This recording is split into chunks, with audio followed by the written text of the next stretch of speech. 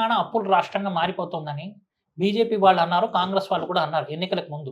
మొత్తం సర్ప్లస్ బడ్జెట్‌లో ఉన్న తెలంగాణ రాష్ట్రాన్ని కేసీఆర్ అప్పుల రాష్ట్రంగా మార్చేశారని. మరి అప్పుడు మీకు అవన్నీ తెలీవా? ఎన్నికలకు దాన్ని ముందు హామీలు ఇచ్చారు. నేనేమంటానంటే 100 రోజులే మన పరిపాలన కాదు. 5 సంవత్సరాలు. వీళ్ళు 9.5 సంవత్సరాలు చేయకపోయినా సమస్య లేదు.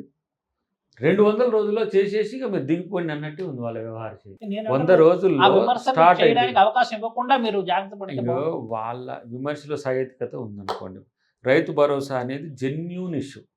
ఎందుకంటే వాళ్ళు టింగ్ టింగ్ టింగ్ అనేసింది కానీ ఎలక్షన్స్ టైంలో అదే హరీష్ రావు ఎన్నికలకు కూడా ఎఫెక్ట్ అయ్యిద్దని తెలిసి రేపు పొద్దుగాల మీకు పడతాయని మాట్లాడినందుకే అది రాలేదు.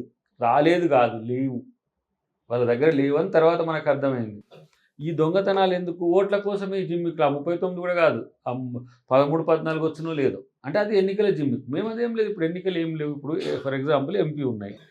మరి ఇంత వాళ్ళు అడుగుతారు కదా, మరి వాళ్ళకి 0 ఎందుకు వచ్చినాయి? బీజేపీకి 8 ఎందుకు వచ్చినాయి?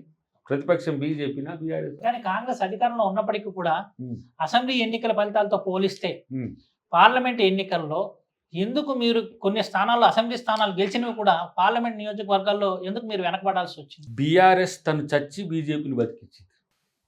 వాళ్ళ శ్రేణులు మొత్తం వాళ్ళకున్న ఆర్థిక సామాజిక అన్ని ఆధారాలన్నింటినీ కూడా బీజేపీ కోసం మొత్తం శక్తి వంచన లేకుండా వాళ్ళకి పనిచేసింది.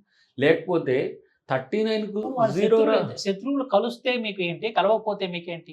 అంటే మీరు అధికారంలో ఉన్నది మీ పార్టీ కదా. మిత్రుని శత్రువు అవుతాడు. అవునండి, నేను అంటున్నది మీ మిత్రుని పార్టీయే కదా అధికారంలోకి ఉంది. రేవంత్ రెడ్డి గారు ఒక మాట అన్నారు, ఇది నా ఎన్నికల్లో ఈ ఎన్నికలనే ఫలితాలు, ఇప్పుడు అసెంబ్లీ ఎన్నికల్లో నేను గెలిచి సీఎం అయ్యాను, పార్లమెంట్ ఎన్నికల ఫలితాలు అనేది నా పాలనకు రెఫరెండం అని చెప్పి రేవంత్ రెడ్డి గారు అన్నారా లేదా?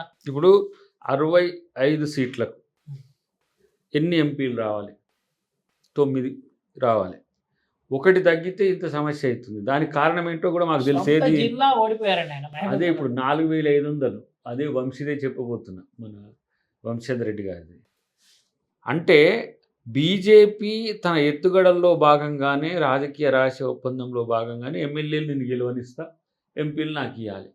ఇప్పుడు ఎంపీలు ఎవరు గెలిచినా బీజేపీకి పోయేటోళ్ళే. కాబట్టి అదేంటిది, అది మన కవిత గారి కేసు, లిక్కర్ కేసు, దాన్ని బూచిగా చెప్పి అరెస్ట్ చేసి మిగతా వాళ్ళని కూడా బెదిరించి సైతం వాళ్ళని లొంగ తీసుకున్న చూస్తున్నాం. కాబట్టి దానికి మా అధిష్టానం కూడా పెద్ద సమస్య ఏం కావట్లేదు. వీళ్ళ ఒప్పంద రాజకీయాలు. బలపడినా బీఆర్ఎస్ బలహీనపడి బీజేపీ బలపడినా మీరు పెద్దగా పట్టించుకోండి. బీఆర్ఎస్ ఉద్దేశపూర్వకంగా చనిపోతుంది ఎందుకో అది. అవునండి, ఇప్పుడు మీరు బీజేపీ బలపడుతుంది అనే దాని గురించి ఆలోచిస్తారా, బీఆర్ఎస్ బలహీన పడుతుంది అనేది ఆలోచిస్తారా? ఇప్పుడు 2 పార్టీలు కలిసి ఒక ఎత్తుగడతోని ముందుకు పోయినవైనా మనం చూసినాం. కాబట్టి ఇప్పుడు పోయినసారి 3 కదా, మనకు 5 పెరిగినాయి కదా పవర్ వచ్చినాక. ఇప్పుడు కర్ణాటక ఉన్నది. కర్ణాటకలో మరి ఎందుకు తగ్గినాయి అని అంటే ఆడ చూస్తున్నది జాతీయ కోణం ఉంటుంది. డెఫినెట్గా ఇక్కడ బీజేపీ బలపడడానికి బీఆర్ఎస్ఏ కాదు, బీజేపీ కూడా ఎత్తుగడతోనే ముందుకు పోయింది. మొత్తం రామ మందిరము, మీకు తెలుసు కదా, తలంబ్రాలు, ఈ పంచాయతీలన్నీ ఇక్కడ తెచ్చిపెట్టిండ్రు. బీఆర్ఎస్ డిక్లైన్ అవుతుందని తెలుసుకున్నాక ప్రజలు ఆల్టర్నేట్గా బీజేపీకి మేమే ప్రత్యామ్నాయం, మళ్ళీ మేము బలపడతాం, మేము ప్రధాన పదవిని మేము తీసుకుంటాము, ఎన్నికల్లో గెలిచిన తర్వాత ప్రధాన పదవి మాకే అని చెప్పి రాహుల్ గాంధీ చెప్పుకుంటూ వచ్చారు. అది జనాలు నమ్మలేదు అనేది ఇప్పుడు ఆయనకు 400 అంటే 241 అనేది ఎటుపోయింది.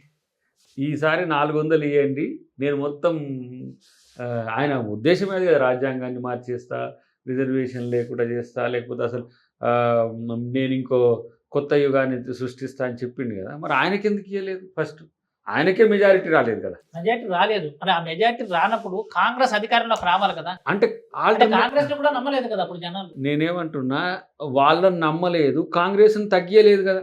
53, 54 సీట్ల నుంచి 99 దానికి 96 దానికి వచ్చినాయి కదా.